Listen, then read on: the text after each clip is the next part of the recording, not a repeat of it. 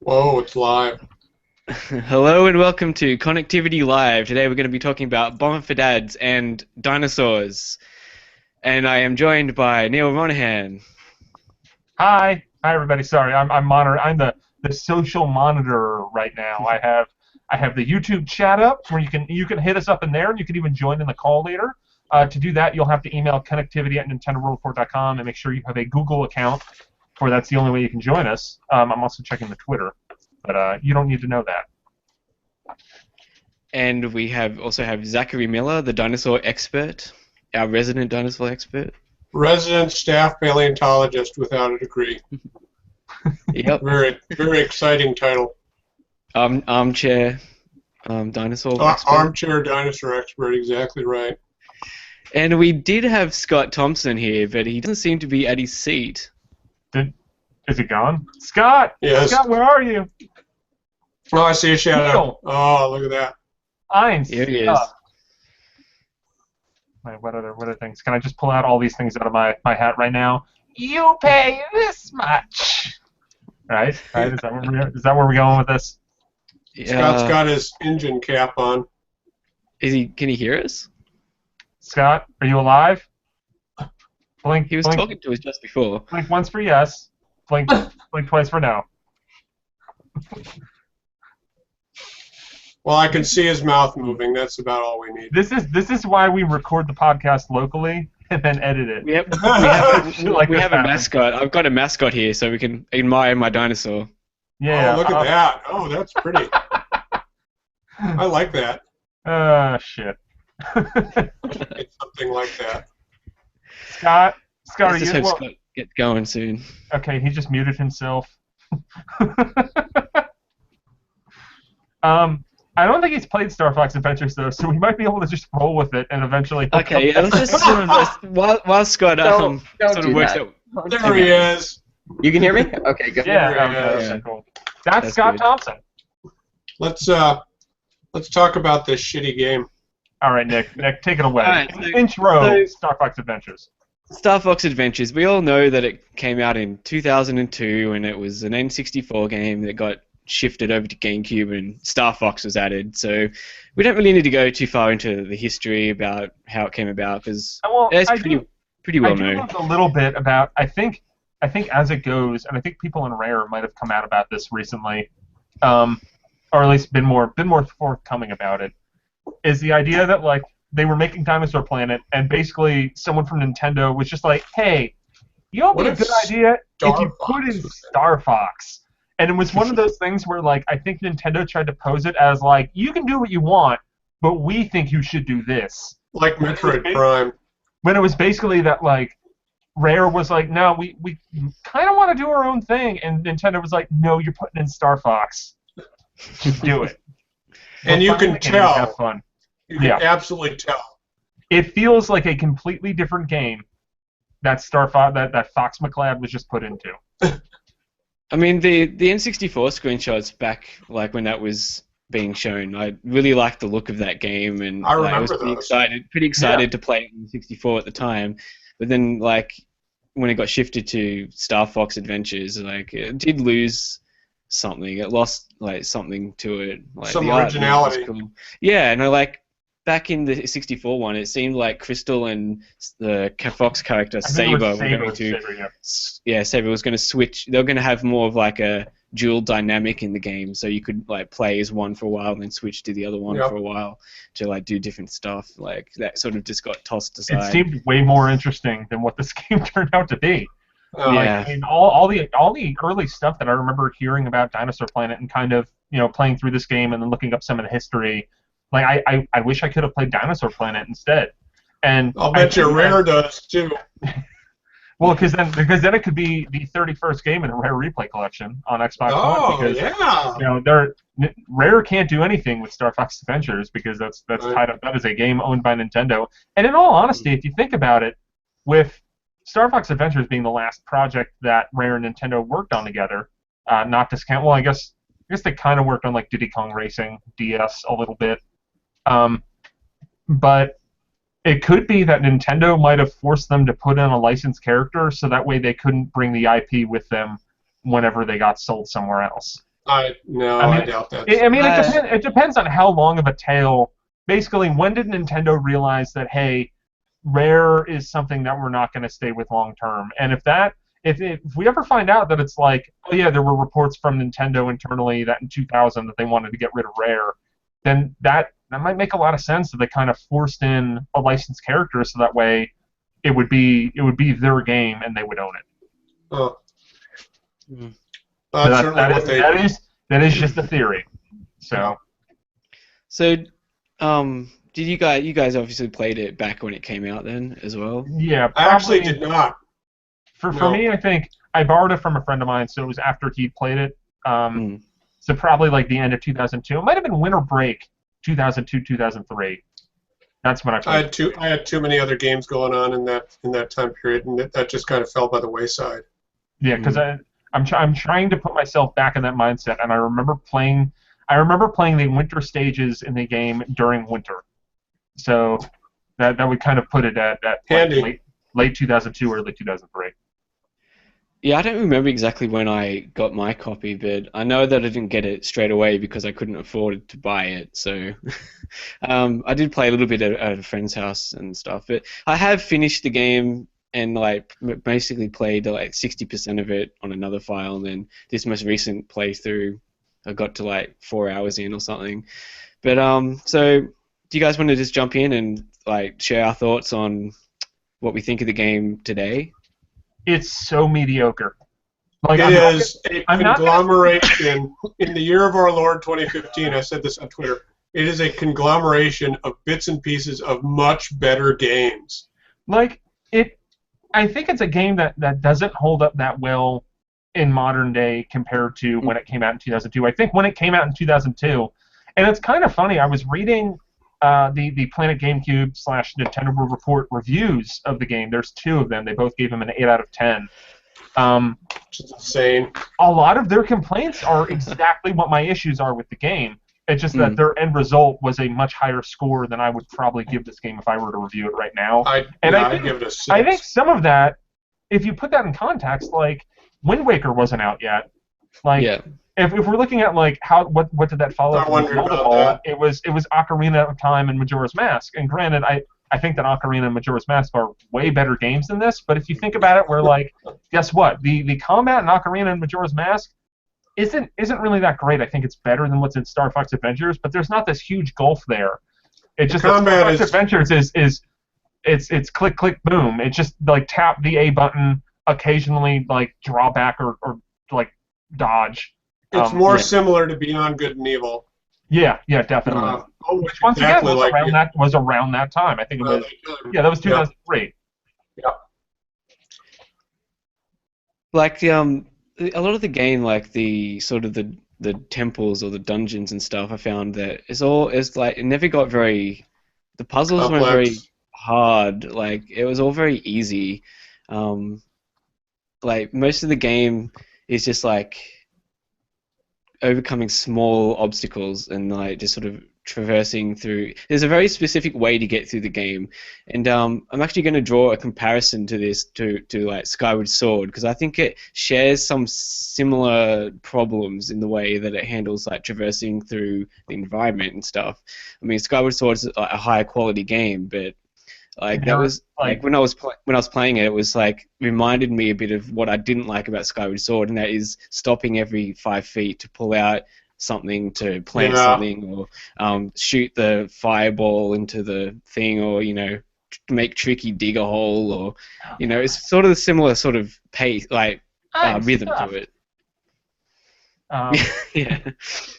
It's just like there's a lot of. I mean, it's not like that. Like some of the environments do look very nice. Even I mean, a little bit of it is like putting on 2002 goggles on and being like, hey, for a GameCube game released in this time frame, it still looks pretty. If you play that game on a CRT, it would still look like amazing now. Just because we're like pushing the resolution up. And the fur effects aren't. I learned that the fur effects aren't actually fur effects. They're like little bits of polygon or texture map popping off of his character model. And I think when the camera gets far away, it looks weird, man. I think when the camera pulls further away, like the fur effect sort of disappears. It's Oh, only it absolutely does. cut scenes and stuff you can really tell that it's there. Yeah. I mean, what bothers me a lot about the way this game is structured is that it's not quite like the rare level collectathon that we kind of got used to in the N64 era. That kind of culminated in a beautiful, terrible way in Donkey Kong 64. Which, if you want to hear more about that, I don't know the exact episode of Connectivity, but you can listen to our fine podcast and Nick and Zach talk about the game at length. It's kind of funny that all the retro games we've spoken about have been rare games, and all rare games that haven't appeared on Rare Replay. We didn't even plan that. I mean, Diddy Kong Racing was something I thought about ages ago, and then the other ones have just happened by circumstance. It's kind of funny. But it's not a collectathon game. But there are a lot of parts that oh, go ahead. It's a fetch quest game. It feels like it's in like a point-and-click adventure. Like I was going to say adventure game, but I feel like that's non-specific. But it feels more like a point-and-click adventure than it does like a Zelda game. I didn't really feel a sense of exploration. I felt it was like you have a task. The world exists. You go in this direct path. You do the task. You get another task, and then you go to another place, complete the task, and that's all it is. It's a series of very linear story-based quests. That I don't think it's bad. Like I think it's a fine game. I don't think it's a great game. I don't think it's a terrible game. It's like I said to start off the discussion about it. It's just mediocre. It can definitely be. It's definitely can be fun, but I think it was playing it now. I've only played 3 or 4 hours, so maybe if I had pushed through a bit more of it, I would have gotten back into that sort of the mindset of that sort of era of game design. But I had more fun with the game back in 2003 or whenever I played it than I did now. And because most people didn't people said bad things about the game in 2002, but I was sort of against I was surprised when I played it. I was like, it's not as bad as everyone's saying, but it's definitely got some problems. But there are entire sections of this game where you're not in a dungeon, but you're just kind of running around collecting 15 thingamabobs in order to complete a quest to do something else. It's like my problem with games like this is the world is ending, now go do my laundry before I'll help you. They're not locked doors, they're dudes who need you to do shit. Yeah. I think the games, I felt this at the time too. I felt the game suffered by not having some sort of larger open area like Hyrule Field. Yes. Everything was contained to what we're saying, this structured pathway through the game, and there was no sort of area you could just go to sort of hang out and explore. I mean, the biggest area in the game is probably that Thorntail Hollow area where you sort of start off the game. Yeah, and the music's really nice. It's a David Wise soundtrack. Yeah, I love that makes a lot of those kind of boring areas a lot better because the music is really good. Yeah, it's like ooh, ooh. It feels like very I kind of want to say Spielbergian at points. And I guess maybe don't say that. Don't fucking say Spielbergian. I mean, not that he composes music, but it feels like it could be in a Spielberg movie. I had to laugh every time there was an R-Wing segment because you just know they didn't want to do that. Yeah. And each R-Wing segment is 30 seconds garbage, long. Man. It's basically a load screen. Yeah. I mean, and it looked really nice, and it still looks really nice, but it's just if you ever wanted to play but I don't know, I think it kind of controls better than Assault, now that I think about it, having played both both some of Assault recently and some of the R-Wing segments and adventures. Well, it feels like playing the N64 game. I thought at the time better than that, man. The R-Wing stuff I really liked playing through, even though they're very simple. The way the R-Wing controlled I always thought was really good because I really like how you use the digital click to do the barrel roll on the shoulder buttons. Yeah. And the only you can't even charge your laser in that, but it's still gave you a doesn't even have bombs, man. Wait, yeah, it gave you really? What? Star Fox Zero doesn't have bombs. What the hell? I'm not buying that game. It looks fun. I played it. It's fun. I mean, don't be the R-Wing levels in Adventures are like almost graphically comparable to like Zero, aren't they as well? Yeah, they kind of are. No, the golden rings are actually round. Once again, having played Adventures, Assault, and the demo of Zero in the past few months, Zero looks way better than both of those games. I know. I'm sorry, guys. There are a lot of the thing that I didn't like most about this game was the world building. The good guys, the plant eaters, the ankylosaurs, and the horned dinosaurs, they're the Earth Walker tribe. Well, they're not on Earth. They didn't know what Earth is. So they have dirt, though, so Earth could be just dirt. Yeah, there's something better. And then just the Sharp Claw tribe. Come on, guys. Okay, Zach. I mean, this is a fictional planet in a world where the main character is a fucking anthropomorphic fox. How did all those quadrupedal herbivorous dinosaurs construct a temple? What did they use? You know what? Maybe you can answer that question in the second segment of the show. I can't. Science has no answer for that. We're not there yet. Did you notice that? Did you notice that General Scales is basically Zant, and Andros is Ganondorf? Am I the only person that kept on seeing Krazoa and was like, they could have just made that Chozo, and I wouldn't have known the difference. Yep. So we have a question. Oh, man, imagine if it was like a Metroid reference. That means Star Fox Adventures would be in the Metroid universe. Oh god, dude, like, I want Nintendo to do dumb crossovers across the board.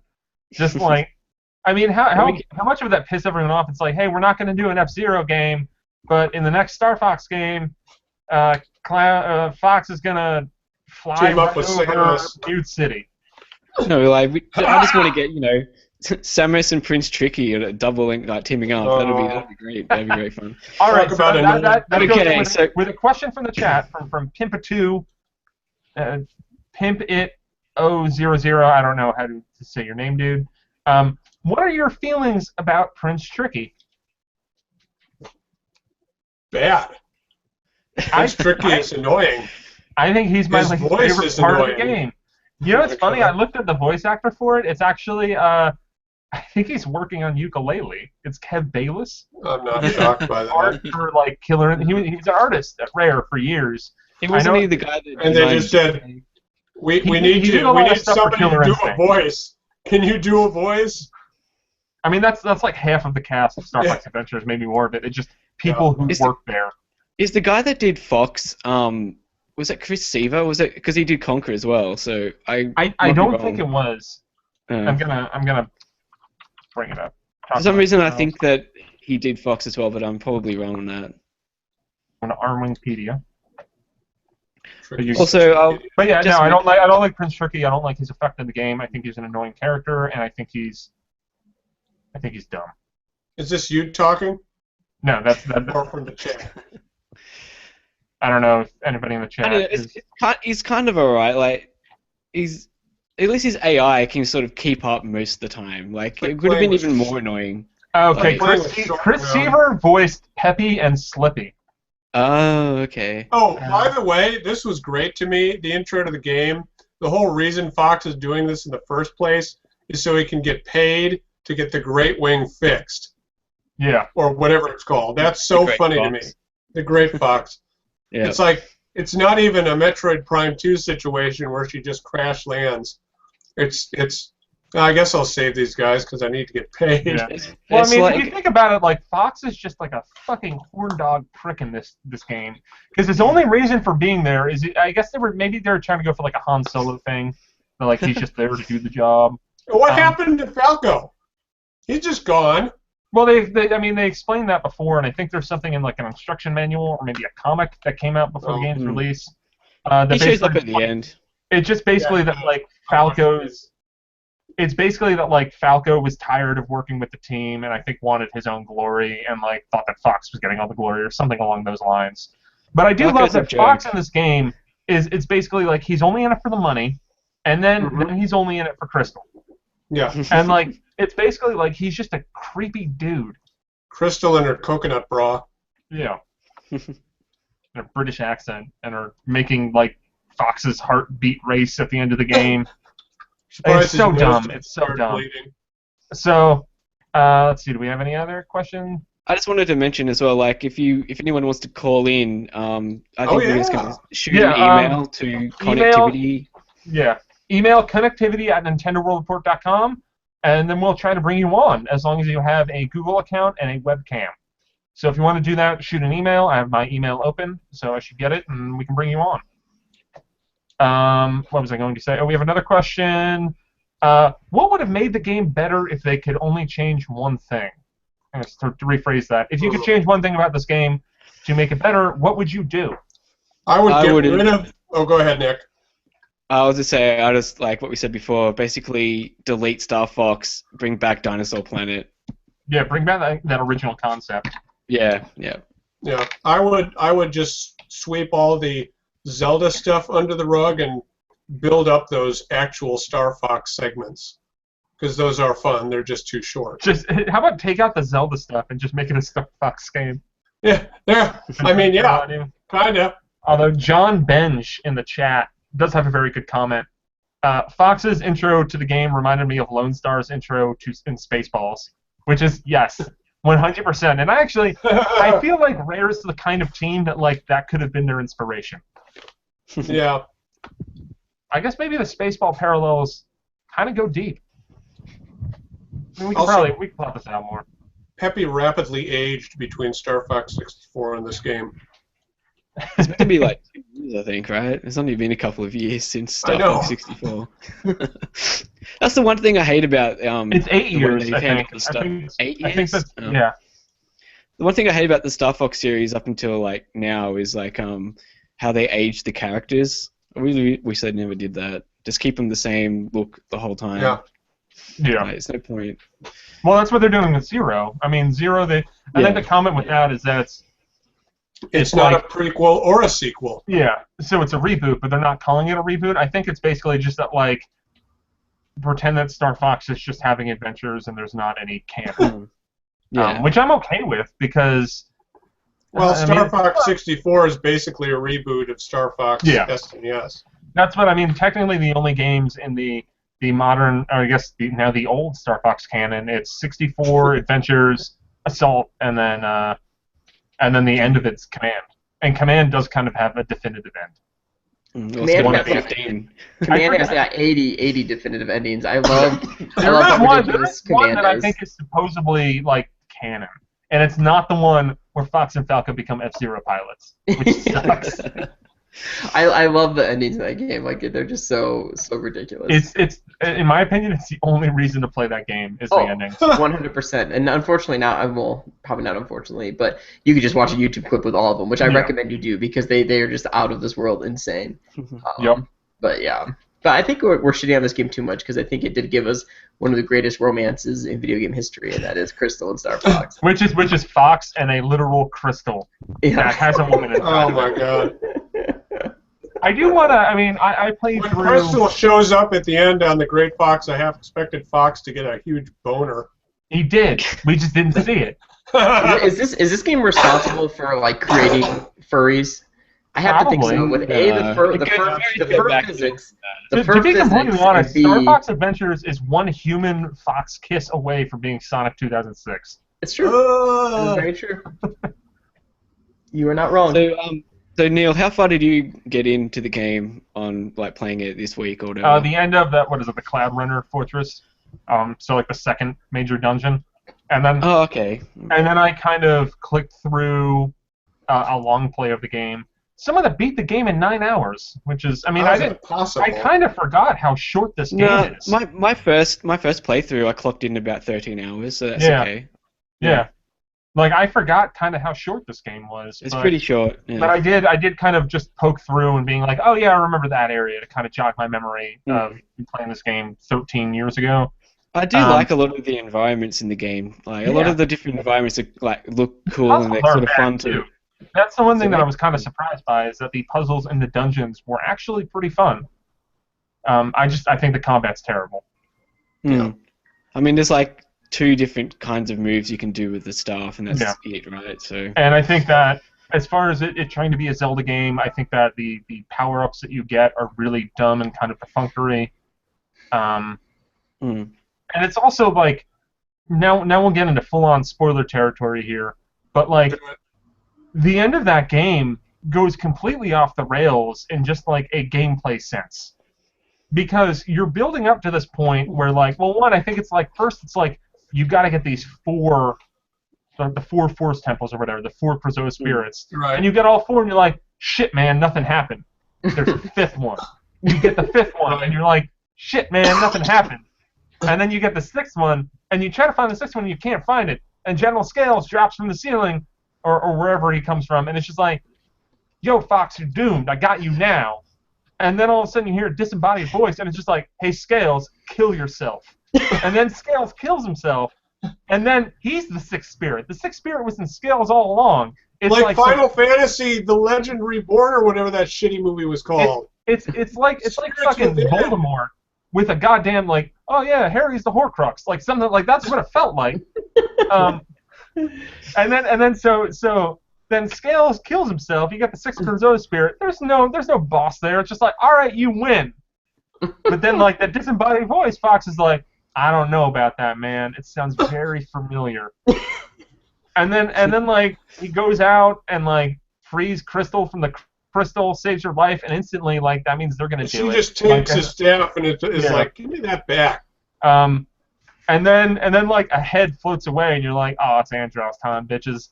And then it's Andros time, bitches. Like, and then it's the N64 final battle again. But then it's like, there's just all these moments in the ending that just bug me, because it's like he's on like this big platform where Crystal's been trapped in the crystal the entire game, which I wonder how they came up with that name and that concept.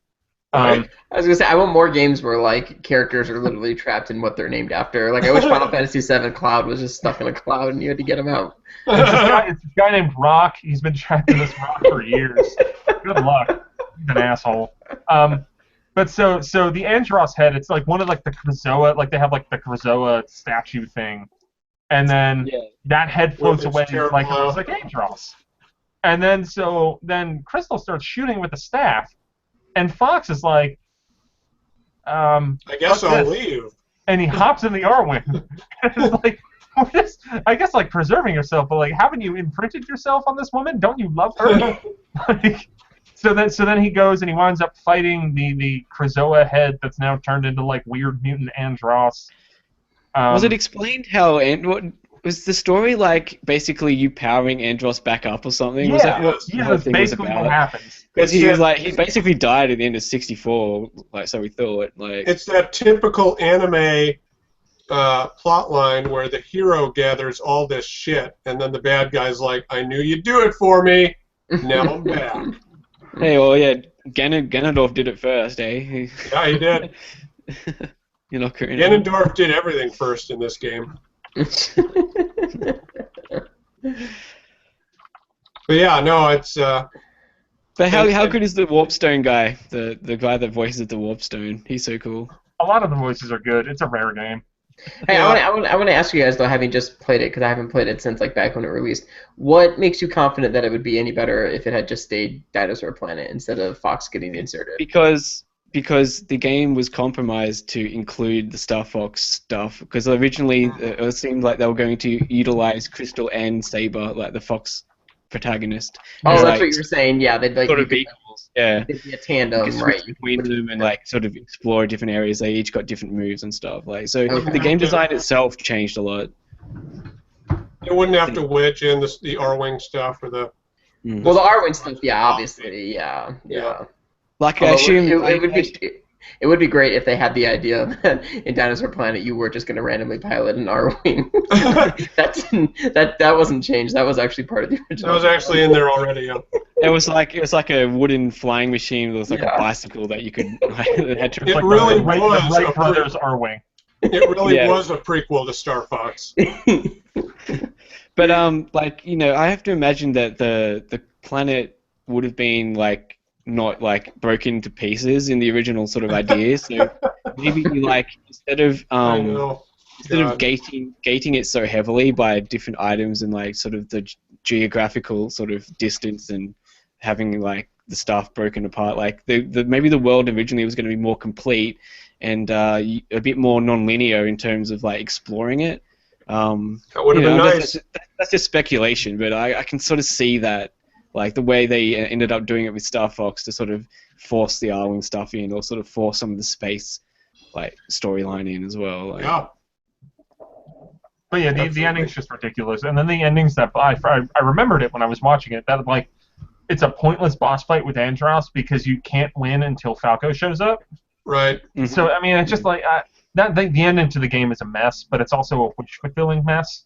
So at the time, and probably even today, people are like, "Oh, thank God, there's an Arwing fight and it's Andros. Everything's okay," despite the fact that it's totally inconsistent with the entire game and just like not good.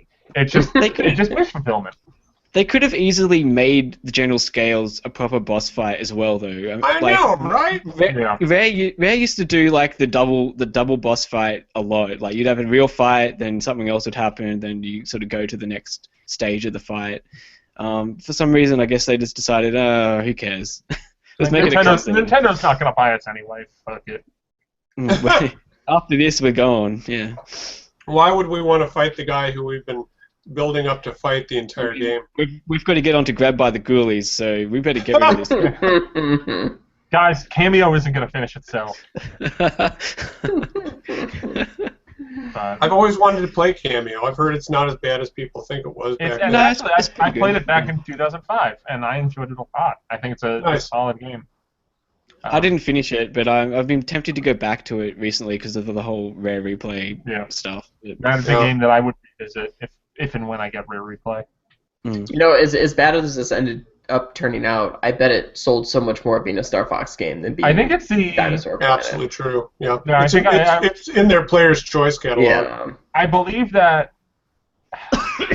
I don't know if it's the highest selling Star Fox game worldwide, because I think 64 is, but I think it hits some milestone. I want to say it's definitely number 2 after the N64 version. I believe it, because what else? I mean, only the Super Nintendo game I would think would be because Adventures definitely outsold Assault and Command. I think Assault relatively bombed.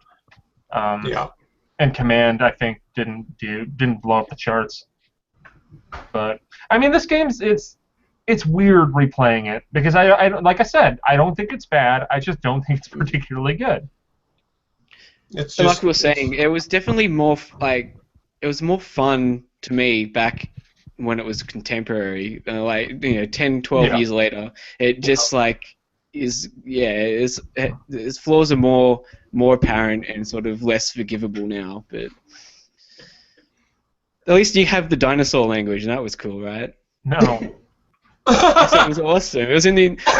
I started transcribing words out of the manual to write it all down. Because they do. I think a lot of the words kind of correspond. I think there is a way to translate a lot of the stuff that's untranslated. They included the way the little cipher thing. It was moving letters sort of sideways and something or other, and dropping the M into M turns into L or something crazy like that.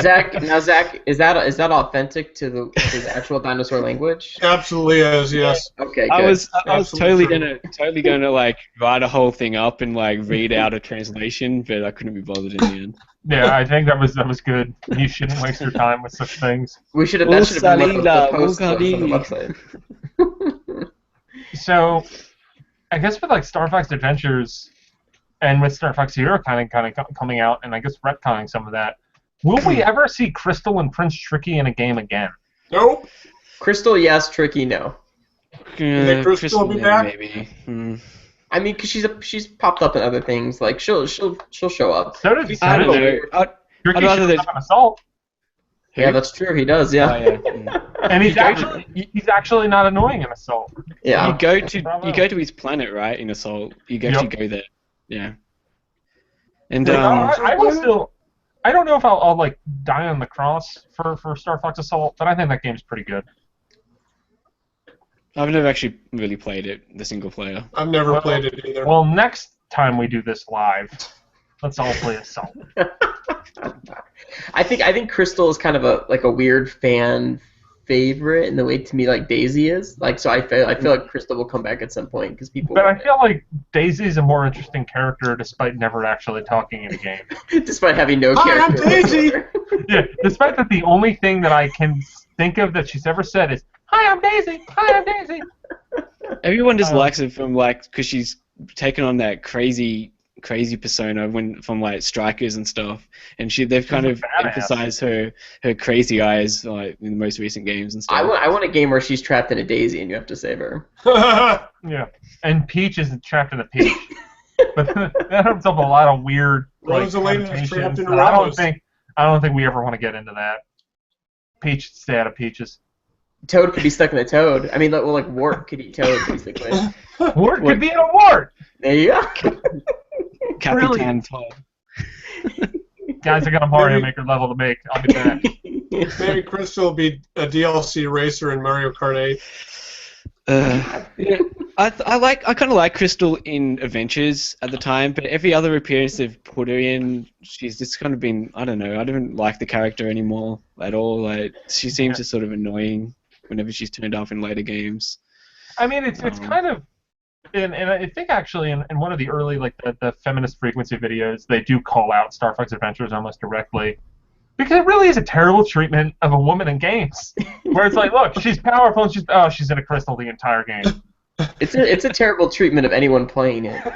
It's a terrible treatment of any character, male or female. But, like, I mean, it kind of sucks because I think that the character of Crystal kind of starts off somewhat interesting, but then she really is just kind of broken down as, like, Fox's play toy. Like, that's what she becomes. And even how she's used in Assault and Command, it's her relationship with Fox. I mean, that's what drives a lot of Command. I mean, not that the Star Fox story is some kind of holy text, but like Star Fox Command is basically like Crystal gets upset with Fox and like joins Star Wolf.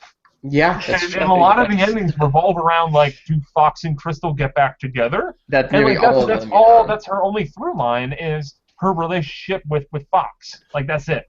Which is too bad because I do like the idea of her joining the team because Peppy retires. Like that makes sense and that's cool. But yeah, it's just annoying and that Panther Caruso's a creep. Like I don't know. Yeah, they're like these jilted ex-lovers. Yeah, it's very bizarre. She wants that Wolf D.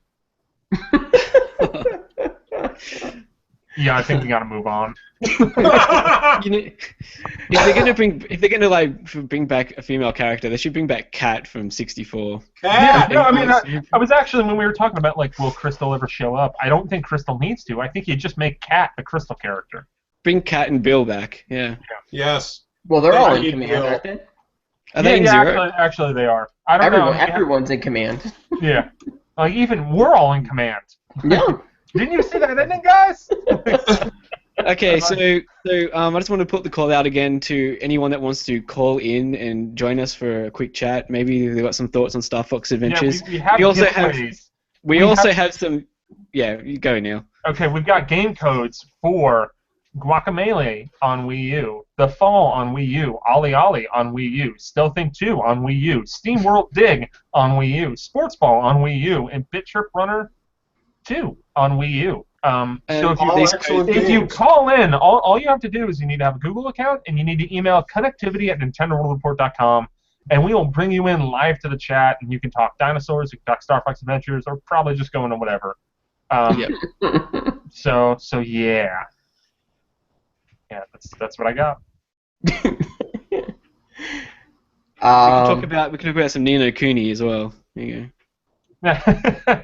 I have come so close to downloading that game so many times. That game is constantly on flash sale on PSN for $5, and I always turn it down because I'll never play it through. I played about 5 hours and haven't gone back to it. Yeah, I'd get 5 hours in and be like, I just can't do it. It's real pretty and shit, but man, I got other things to do. Do you ever want to see a Star Fox game where he's out of the R-Wing again? No, because they're either have it where it's like this. I think you could do it. I stand by like get an assault, and all he did was control like he was like a no. My idea is basically to rip off Gears of War and use the cover-based sort of thing like for the ground missions and do that. And the great fox can bomb enemies from above. I just feel like in Smash Bros. Fox is like kind of he's such a badass and he's very like mobile, and I think it'd be kind of neat to see that in a 3D platformer again. It's kind of like how I want to see the Captain Falcon GTA game. Like that is something that like I feel like someone inspired me about this, but then like someone put the kernel of that idea in my mind, and I can't get it out of my head because I think that would be the coolest fucking game ever. Where it's just you play as Captain Falcon, you're in Mute City, it's a GTA game, and instead of like getting in a car like you would in a GTA game, you get in a fucking F-Zero car. You could honestly probably just mod the PC version of GTA 5 and make this happen. Yeah, but that takes someone else do that. Well, yeah, you need to like hire freelance. Yeah, hire somebody. And basically, Captain Falcon only enters the races to fund his like Batman/bounty hunting. Oh my god! Shit, dude! Like, I want this game so bad. And the I think what's gonna happen is whenever we have an email, or whenever we have an interview with like a Nintendo developer at E3, it's just gonna be being like, "Hey, you ever want to work on an F-Zero game? Because I got an idea on the house," and they'll be like, "Fuck off." You'll be banned from any and all Nintendo events. Actually, back in like when Double Dash was a thing, like one of the city levels, I was like, me and my friends used to think, wouldn't it be cool if like there was a Mario GTA style game and you're like in Mushroom City and running around in like Mario Karts and stuff, doing like I don't know what you'd be doing. That'd be great. It'd be a better single player game than what's in 8 right now. I'm sorry, guys. I'm on my second beer. I haven't eaten a lot today. This is all Mario Kart Paradise. It's just we've gone off the rails and we're not getting any callers, so maybe we're just gonna have to move on to the actual dinosaur talk. We might get some calls there. Yeah, I'm talking in the YouTube chat. If you go there, we've got information of how you can call in. Connectivity at NintendoWorldReport.com. Email that. We'll bring you on. You can win a Wii U download code of a game of your choosing that we have from the list of games that we have that you can choose from.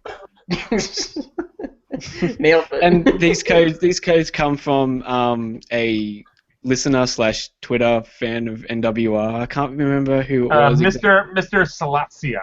He likes a lot of Mr. Salatzia, that's right. He's a good dude. Follow me on Instagram. He sent those codes through to us like a couple of months ago when we sort of were saying we're going to do a live show eventually. So thanks. Yes, we didn't just download all the games. Like we are really doing this. He hearts all the creepy girly pictures. Oh, good. He's a kindred spirit for you. Is that what you're saying? So Zach, did Star Fox just make you decide to not be interested in dinosaurs anymore? Like, it did. I'm going to do mammals now. Hey Zach, I got a question. I got a dinosaur. Tricky. Yeah, go ahead. Like, why is it that like the Sharptooth and Land Before Time can't speak English like the other ones? I've wrestled with that question myself. That's pretty much entirely what modern like scientists and archaeologists and everything are focused on, right? Like, isn't that? They could have just had a reasoned debate. Hey, Land Before Time's coming out on Blu-ray soon, so if you don't know, that's... Is it for real? Yeah, for real. I think it's coming out in America in October sometime. So maybe they'll put in all the deleted scenes. I don't think so. I think it's just going to be a movie. But hopefully the transfer is better at least. Yeah, and I haven't watched that in a few years, but last time I watched it, it's seriously like a 60-minute movie. It is I was incredibly short. Surprised at that. Yeah, I bought the DVD a few months ago for like $4, and it was like this movie is only an hour long. I thought it was much more epic than that. Yeah, it's a movie that my parents say it was my movie when I was little that I watched just on repeat. It makes a lot of sense. Yeah, I can see that. Okay, so Zach, how do you want to kick off the actual dinosaur discussion? Okay, so I'll kick it off. Anything to talk about? I'll kick it off first with some show and tell. Okay. Because we're on video and I can do it. So, can you see that? Is that a rock? It is a rock. It's a fossil. I can't really see the fine detail there, but yeah. Yeah. Better? Yeah, a little bit. Okay. So, if you had to guess, what would you think this represents? T-Rex kidney stone.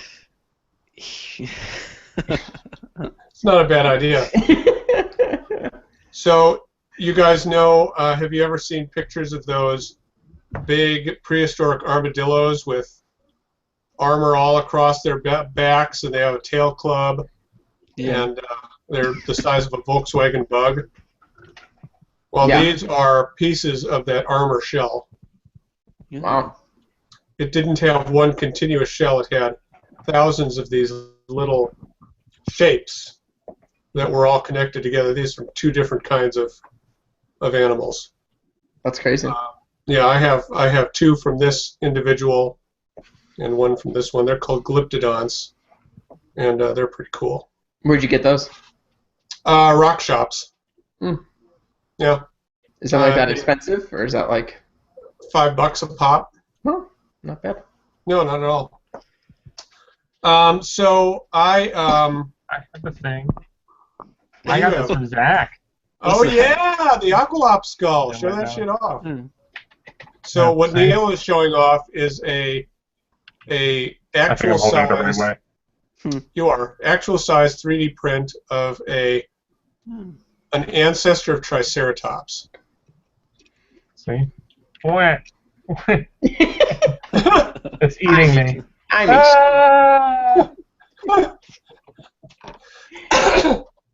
Don't do that, Fox. At first, Neal, when you picked that up, I was really hoping that was like one of those like wax dinosaurs you make at the museum for like 50 cents. You know? Do you remember those machines? Oh, dude, yes, like they have those. The wax mold.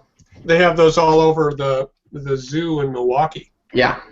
Yeah, I got them all when I was little. Okay.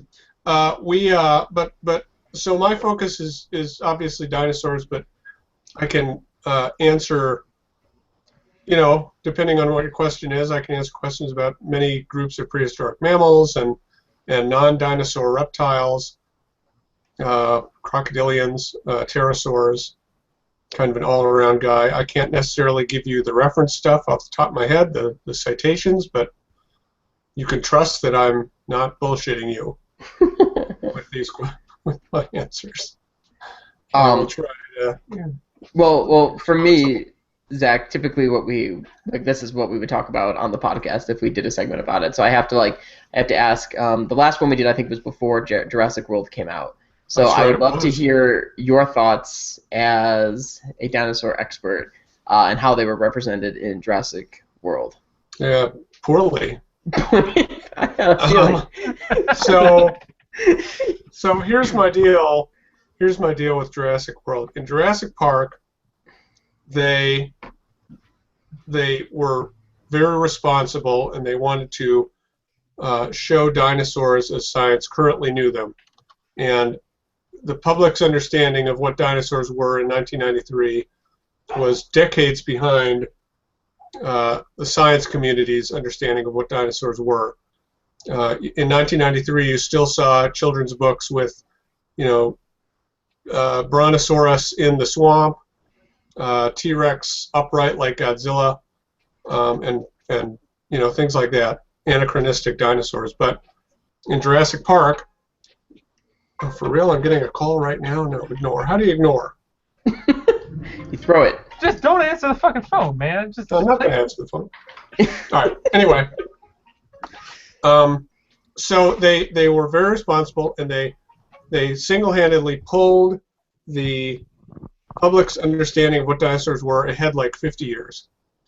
And I felt that Jurassic World had an opportunity to do the very same thing because, there's feathered dinosaurs now since about 1995, and our understanding of dinosaurs has changed radically since Jurassic Park. And I was hoping Jurassic World would kind of rise to that challenge of once again being kind of the motivator of understanding with dinosaurs, but it was not. Well, and I think the movie was kind of in a tough position because I agree with you about Jurassic Park. Like, as much as it was about being an entertaining film, like it was very much true too about like the spectacle. And I think having those like the special effects that they did, they really wanted to make the dinosaurs as realistic as they could compared to like what we knew, or at least what we thought they appeared to be. But with Jurassic World, I kind of get that, like, well, what do? I mean, do you like incorporate what we know about dinosaurs today, or do you have to uphold like the legacy of those films and what people expect to see based on these like beloved films? And I think that's a tough position to be in, you know. But it's the plot contrivance is already built in. They say in the movie, they say, well, they say two things. They say our ability to genetically modify these animals is worlds beyond what we could do back then, and we can make perfectly accurate dinosaurs, but you know, they say to the park owner, you want more teeth and you want scary dinosaurs. Right. So, I mean, the impetus to make these animals, you know, realistic is already there. It's built into the plot. So, I don't know why they had to be so slavish to the original character models.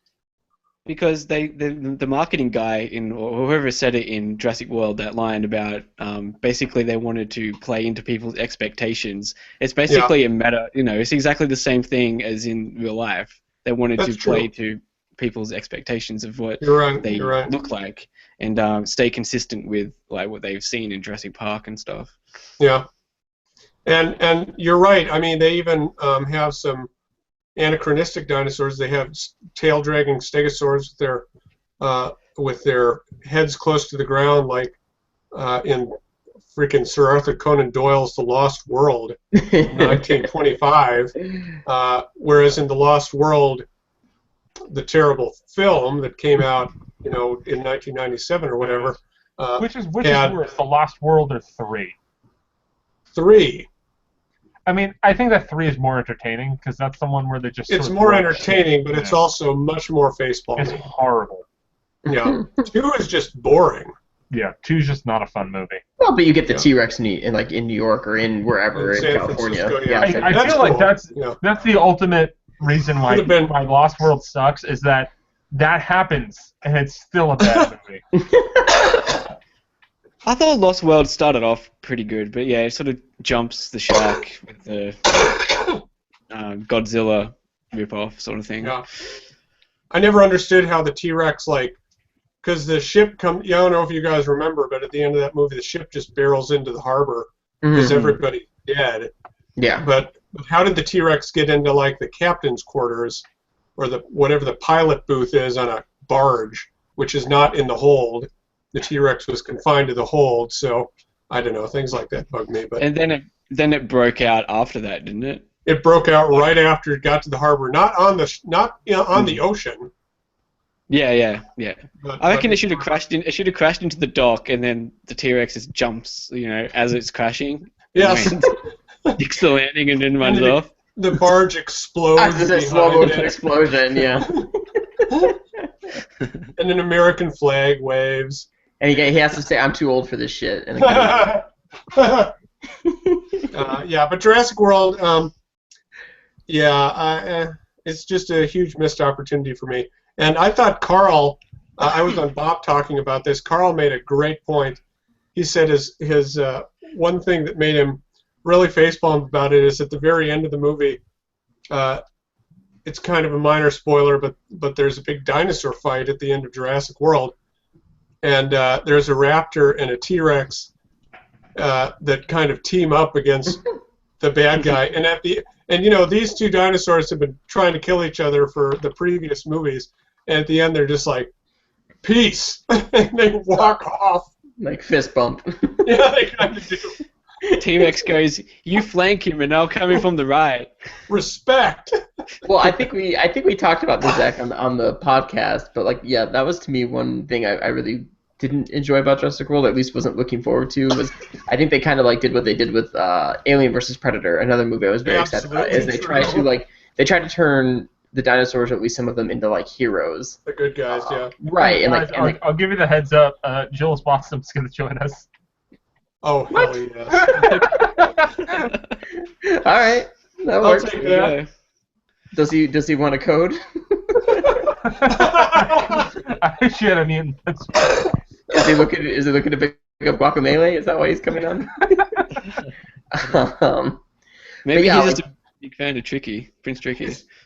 It could be, but that's something like I didn't enjoy like about AVP and then about these movies. Is like we've gone on believing that these dinosaurs are these like horrible, terrible creatures, which is in line with those movies, and then all of a sudden you try to like, I'm not humanize them, but yeah, make them good guys. Quick, get the T-Rex. She'll help. Yeah, right. Yeah, you just know by Jurassic World. Everything that you're saying about how Jurassic World's a shitty movie, like I get it, but I went to the theater and I just kind of laughed and had a really good time.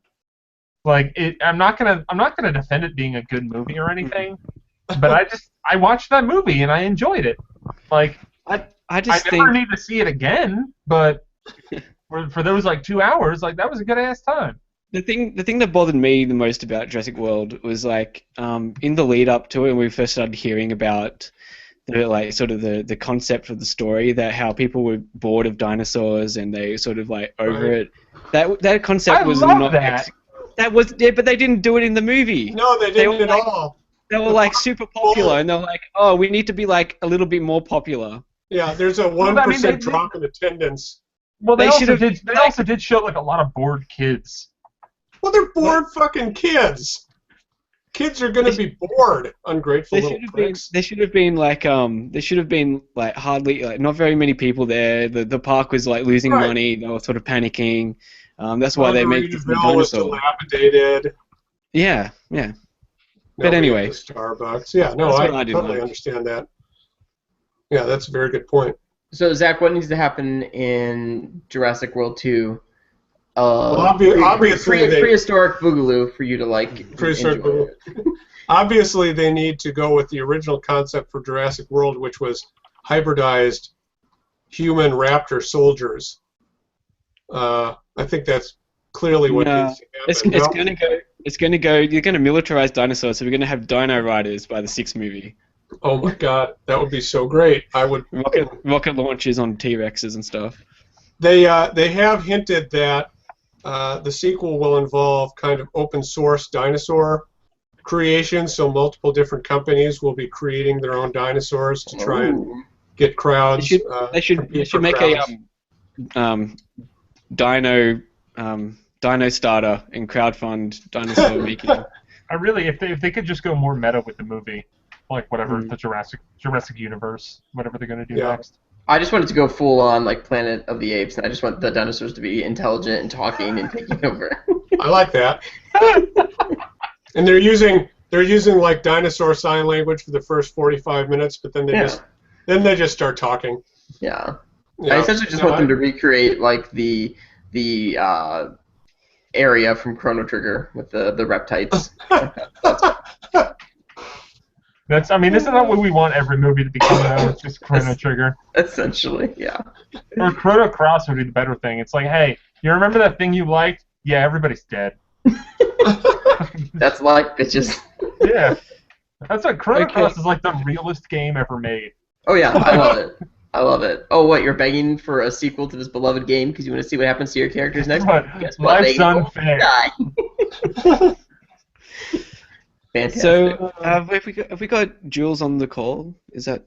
I see like his Google icon. Avatar, yeah. But I don't know if he's on or not. That face is actually perfect in his avatar because I feel like that's the face he'd be making coming into this conversation. The fuck did I just enter?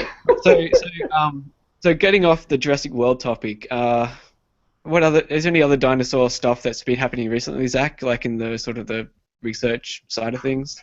There have been 2 new horned dinosaurs described very recently, which is exciting because I'm writing a book about them. Mm-hmm.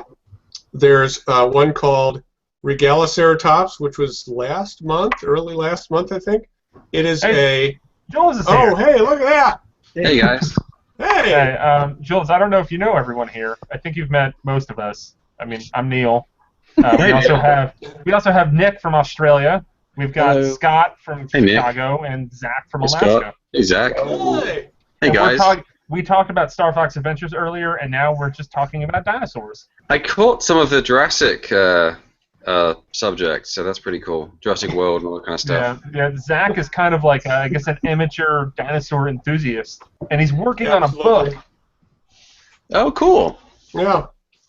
Yeah, I like Jurassic World. So anyway, don't mind me. Okay. I'll catch up. You guys carry on. If you have any questions, feel free to join in.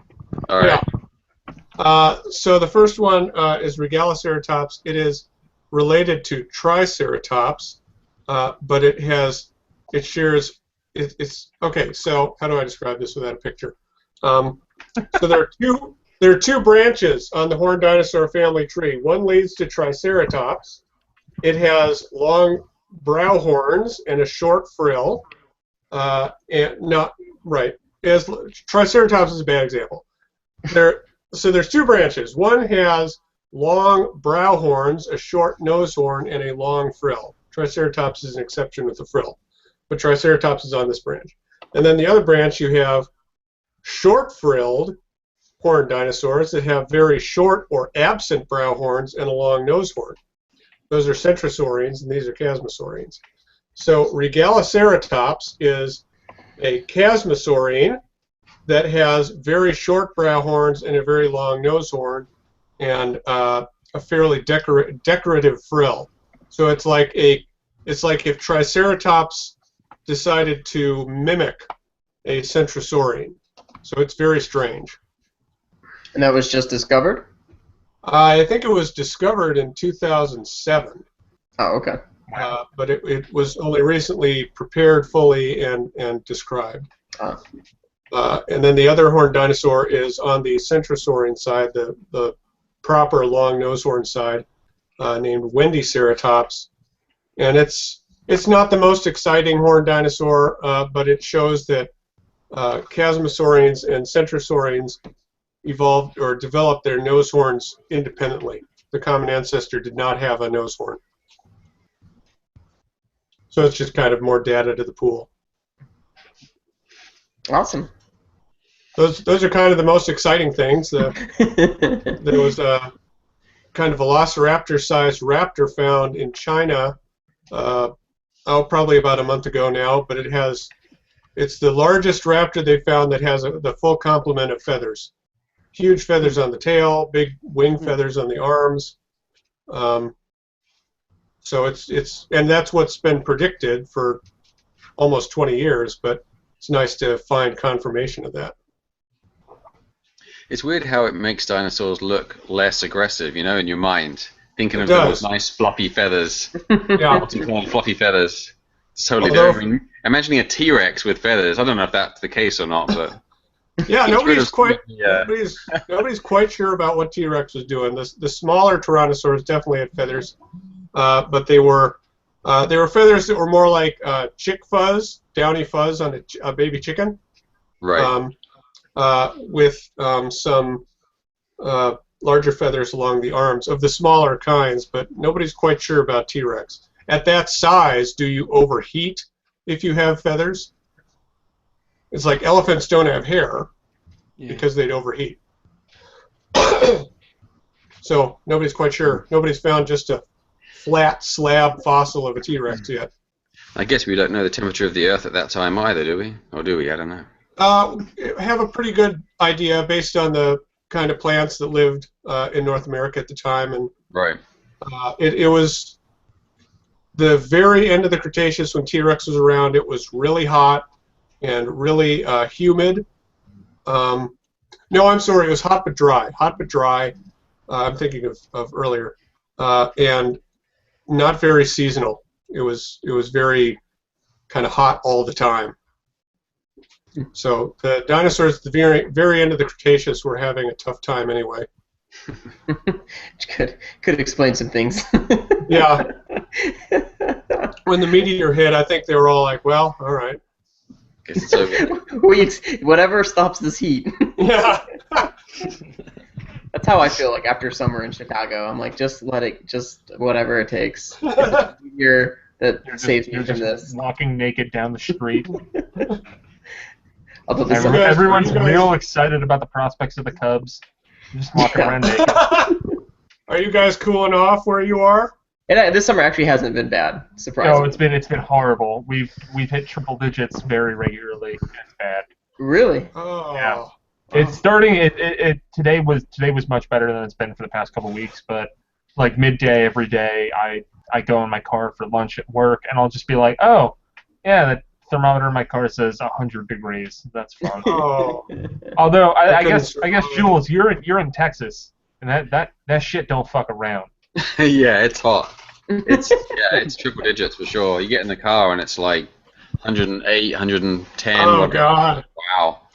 That's why I stay out of Texas. Yeah, it's hot. In the mornings it's not so bad, but yeah, as soon as it gets, gosh, I don't know, 9, 10 o'clock in the morning, forget about it. Oh God! The rest of the day is insane. Ugh. I think the hottest we got this year was in Anchorage. I think the hottest we got was maybe 84. Nice. And that was hot for us. I mean, we were all dying. How many inches of snow did you get last winter, Zach? Very few, actually. All the snow was gone in April. It was beautiful, beautiful. And we're going to have another winter like that this year. I am so excited about it. The skiers are all pissed off. I mean, okay. So which city's due to be demolished? Is it Boston or Chicago? Do they like alternate years? Because wasn't it 2 years ago when there was like the polar vortex in Chicago, and then last year Boston had like 1 billion feet of snow. Right, it snowed nonstop in Boston. Yeah, we had the polar vortex 2 years ago. Where there was like awesome shots where it basically looked like The Walking Dead, where it was like Lakeshore Drive was just like 10 feet of snow, and cars were just like stuck. Like people just had to leave their cars, and like so you had this like empty just road along Lake Michigan that was just like blanketed in snow and abandoned cars. It was really cool to look at, but it was terrible to like live through. Well, it was really bad in Boston for PAX East. This past winter, it snowed nonstop. So Zach, you mentioned this, but is the popular belief then that dinosaurs were killed off by a meteor? Like, is that? Yeah, absolutely. Okay. That happened. I mean, there's no question that a gigantic meteor hit the Yucatan, and the debris field was actually kicked up towards North America. So North America got the brunt of it. But yeah, that absolutely happened, and anyone who is it's weird. It's like at a certain size animal all got wiped out, and everybody who survived was kind of a freshwater living animal, or a very small animal, or some oceanic animals live. But it wasn't nearly as bad as the extinction that kind of brought dinosaurs into the fore, which was the Permian-Triassic extinction, where 90% of life on Earth went extinct. Okay, so I haven't really heard a lot of that. Like, so before dinosaurs even existed, there were like what was before dinosaurs? Pokemon. Yes, Pokemon. Absolutely right. No, it was yokai. You gotta stay on brand, guys. It was yokai. Oh no. So yeah, before there were dinosaurs, there were very primitive representation. I'm speaking poorly. Before mammals, there were mammalian ancestors that are just called synapsids, like Dimetrodon. You guys know what Dimetrodon is, right? With the big sail on its back. Yes. Real big teeth, chompy. So animals like that, those are synapsids. There's a huge diversity of non-mammalian synapsids that thrived prior to the Triassic period, prior to dinosaurs coming on the scene. And then there were all sorts of now extinct reptilian groups, and just the composition of the fauna on the land and the ocean were completely different. And then nobody's sure what caused the extinction. That's still being worked out, but 90% of life on Earth died, and it took I don't remember how many million years, but it took at least 50 million years for things to start getting back to normal. Yeah. So there was, and I mean, diversity was terrible. As you can imagine, when 90% of life on Earth dies, diversity went in the toilet, but things slowly started adapting. to a new climate and a new Earth. Life finds a way, right, Zach? Life finds a way, absolutely right. Jules, I probably should have known this, but I didn't realize you were in Texas. You guys have some damn good dinosaurs in Texas, man. Oh, really? Yeah, you've got one of the largest long-necked dinosaurs ever found. Oh, wow. That's cool. Alamosaurus. And T-Rex hunted Alamosaurus down there. Up in Alaska and Montana and Alberta, he was chomping at Triceratops, but he was going after a 120-foot long-necked dinosaur down there. Or so probably its babies. Right. Maybe not a full-grown animal. So is that in a museum in Texas then? There is found there, now it's somewhere else. No, it's just there's a lot of fragments of this giant sauropod. It's weird with sauropods. You get these animals that are 120, 150 feet long, but you find very fragmentary remains of them. You'll find some vertebra or a shoulder blade or pieces of limb bones, but very often, you very rarely find much more than 10-20% of the skeleton. Oh, okay. So this isn't like an assembled skeleton somewhere. No. Just, oh, okay. This is based on. I think the largest specimen is based on a shoulder blade. Well, but it's a shoulder blade that's like 8 feet long. So you know it was big. You know it's a big animal, yeah. So is it incredibly? I mean, I feel like I know the answer to this question, but so is it incredibly rare then to be able to assemble like an entire or mostly entire skeleton of a dinosaur? Yes, it is. Okay. They're now in China with smaller dinosaurs that are can be, flattened at the bottom of a lake and buried under sediment. You do get a lot of complete skeletons, especially out of China, where these beautiful feathered animals are coming from. But the larger guys like Triceratops, I don't think anyone's ever found a complete Triceratops skeleton. Nobody's ever found a complete T-Rex skeleton. They've gotten, like Sue in the Field Museum where you are, I think she's 70% complete. And that's the most complete T-Rex skeleton that's ever been found. Yeah, because they haven't found the feathers yet. Right. But these bigger animals, they tend to break apart and they don't get fossilized all the way. Things eat them. They're not buried quickly when you're a multi-ton animal. Your carcass is just lying out there. Yeah. For things to eat and rot away. So it's a little bit of a miracle that some of these animals are even fossilized to begin with. So even when it comes to dinosaur fossils, you're saying that China is outworking America, like so? China's really outworking America when it comes to. They're the most productive country in the world for fossils right now. It's kind of insane. Now, for some dinosaurs, like horned dinosaurs especially, you'll get enormous bone beds where, entire herds of horned dinosaurs are buried in a river when they're trying to cross in a flood. That same thing happens today with caribou and buffalo, herding animals today. But so you'll find these enormous conglomerations of hundreds and hundreds of individual animals, but of course their bones are all scattered around, piled on top of each other. So you might have a complete skeleton, but it's from 100 individuals. So multiple animals. Yeah. Yeah. That makes sense. But those are nice because you can usually get a full workup of how they grew up. You'll have all different ages represented. No, yeah, that makes sense. Yeah. That's so, cool. Yeah. So that's what the book is about. I haven't been too public about it, but my book is about horned. I am. My book is about horned dinosaurs, and I have to get some proposals out. That's my next step. And I have an illustrator. The illustrator's really good. So you're basically, what are you looking for? Like big publishers, boutique publishers, or what? I'm sending it out to the publishers who would be interested in kind of scholarly dinosaur books. Basically, the publishers who are lining my shelf. Hold on. You just pull up a book, you're like, that guy. If they've released a book that Zach owns, then that's who he's reaching out to. That makes sense. Yeah. There's a logic there. So you may have covered this earlier. So does it bother you then, Zach, when you watch the Jurassic movies that they're completely inaccurate, or are you able to still enjoy it? I was okay with it in 1993 and 1997 because that's where our knowledge was back then.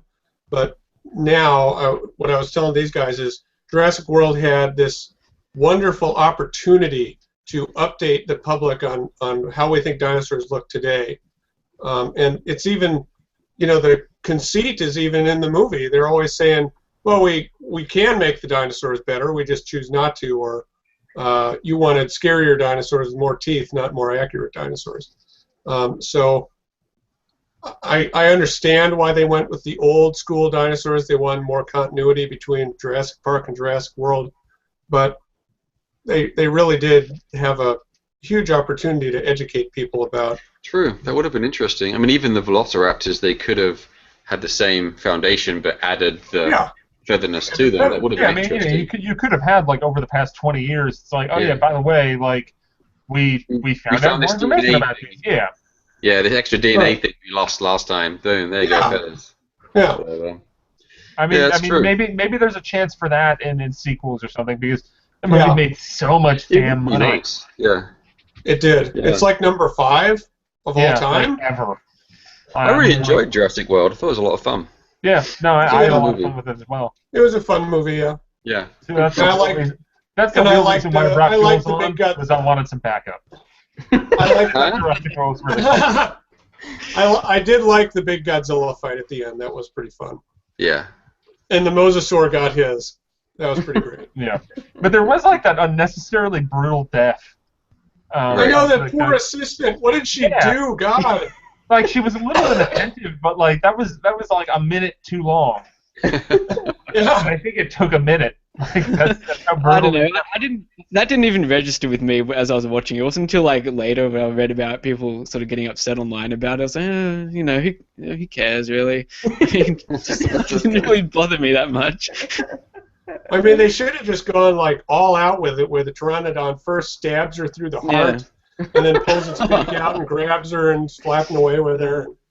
Well, they could have like mitigated it a bit by showing other people, like just other randoms getting carried off, more destroyed. I mean, you could see it in the background, but they never really like focused in on it. They sort of just used her as the example, like that they were trying to get across. But they could have probably cut between a couple of different people, maybe. But. And that's one thing I'll throw in here. Those Pteranodons probably weighed the same or less than that woman did. So it bugged me that they were carrying her away. Yeah. But what are you going to do? And there's so many other cool pterosaurs they could have used. Like, they just had this mutated, weird-looking Dimorphodon, and then they had Pteranodon, which was already in Jurassic Park 3. I mean, let's see some of the weirdos out there. But no, they went totally conservative. There's some freaky pterosaurs, man. Well, I hope they have somewhere written down. Hold on a second. Just talk about yourself for 2 seconds. So Jules, as someone who has worked, I guess, kind of a little bit. You okay, Nick? With Sorry, I'm sorry. but Jules, as someone who's kind of worked adjacent to people who worked on Turok games, how do you feel about that? Oh, baby. Huh? How do I feel about what? It's actually happening. About dinosaurs and video games. Yeah, sorry, I didn't catch what you said. How do I feel about the enhancement, remastered versions they're doing, or? Or no, I mean just Turok in general and dinosaurs and video games.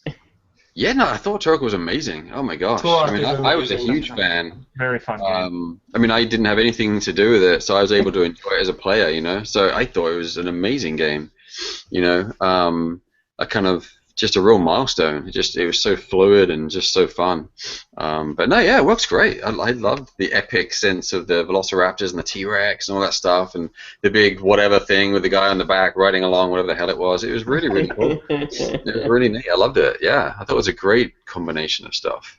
And I thought that execution, Turok 1 and Turok 2, was a great mixture of that, but with arcadey kind of fun, boiled down, simple gameplay. I thought it was awesome. There. They could have used him. Oh, that's cool. It's Quetzalcoatlus. It's as big as a giraffe. Oh, wow. That is cool.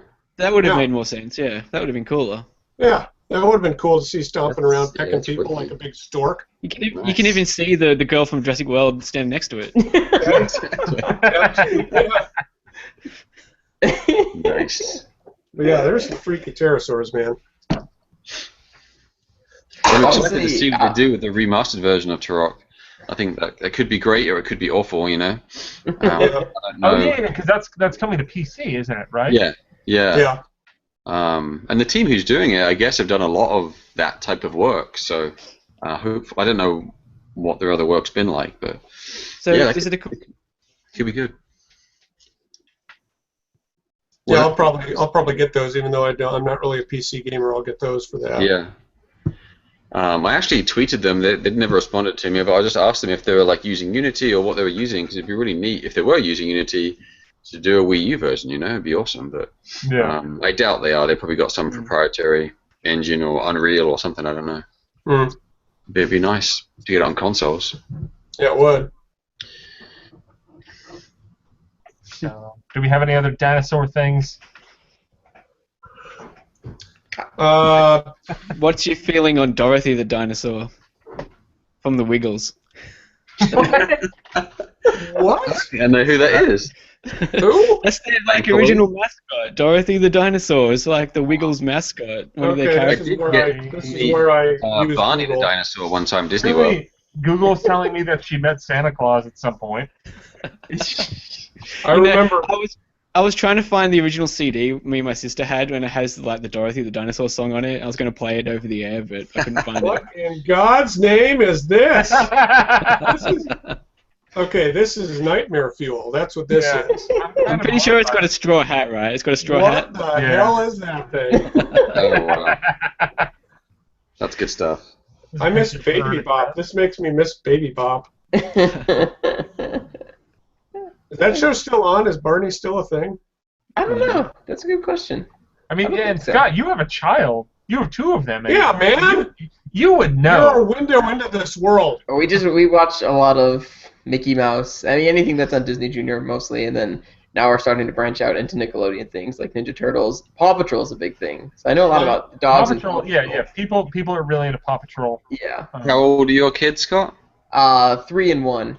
Okay. So my daughter's 3, so she's like very heavily into pretty much everything Nickelodeon now. Yeah.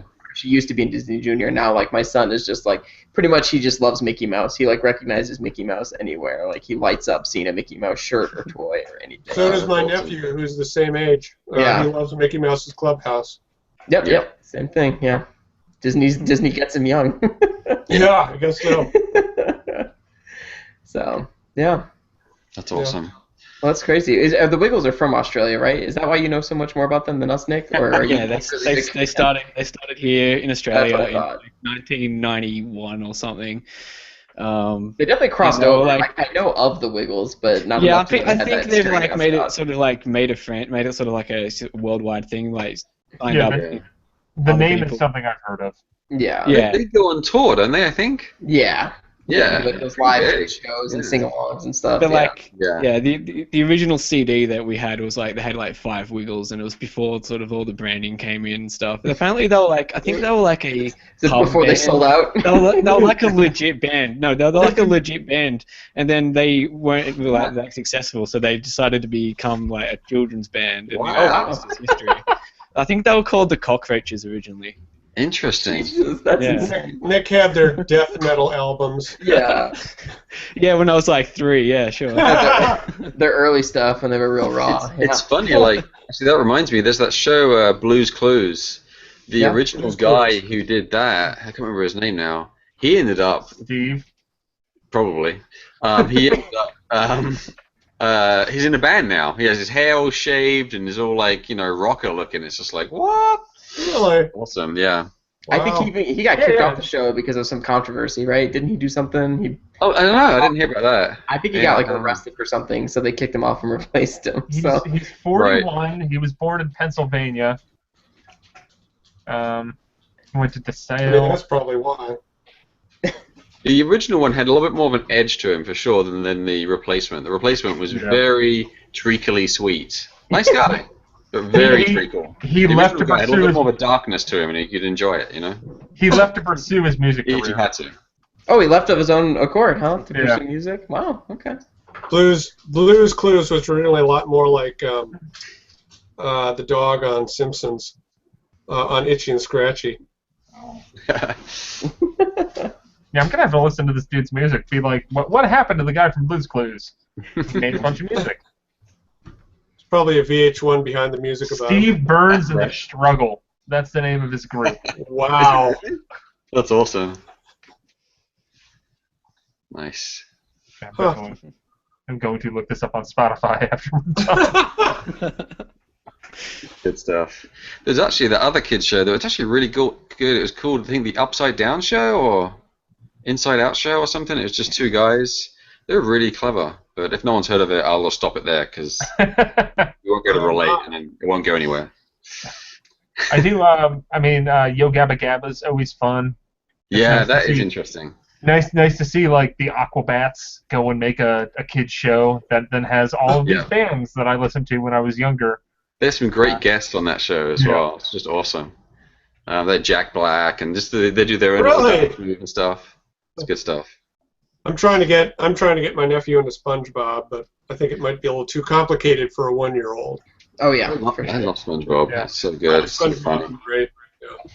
It's interesting, like both SpongeBob and Phineas and Ferb. Like you watch the first episode, and like Phineas and SpongeBob were kind of mean. Kind of just they weren't very likable. They were just kind of mean brat little jerks. And now over time they've become lovable, awesome, can't do anything wrong characters, which is really interesting. You know, it's nice. I mean, it was definitely the right direction to go in. It's just fascinating to see that they started off as just jerks. You know, it's kind of interesting. I guess like, you could say one of Phineas is like, what? So weird. You kind of say the same thing about like Mickey Mouse. Like back in the early days when Mickey Mouse was that new, he was like a really kind of a jerk character. Mischievous. Kill people and do all sorts of awful stuff. Yeah. That sort of went away when Disney became child-friendly, I guess. More child-friendly. Yeah, now he just has his House of Mouse, or whatever his active show is. His clubhouse. His clubhouse. There was totally a show called Mickey Mouse's House of Mouse, or something along those lines. I think there was, yeah, but Mickey Mouse's clubhouse, that's where it's at now. Is that like a Mickey Mouse parody of House of M? No more Pluto. So we've kind of moved into the end part of the show where we're just talking about random stuff. So if anyone wants to call in with a random question about anything they want, now's the time to do it. Yeah. Within reason. Don't go too crazy. Otherwise, Neal will boot you out of the call. Yes, this is true. I have the power. I can boot you out right now, Nick. I'm just hoping this turns into Loveline. Yes. That's what I want. If you have any relationship questions, we'll totally take them. Just email connectivity@nintendoworld.com. Nice. You know, one of my favorite shows as a kid was Fraggle Rock, so that was a good show. Oh, yeah, Fraggle Rock's good. Yeah, it was great. I love the little dozers or whatever they're called, the little green guys. They're awesome. Yeah. So cool. I didn't realize that Fraggle Rock was originally on HBO. Yeah, which is now where Sesame Street is moving to. Yeah. Which is, great for Sesame Street because that'll kind of keep it alive.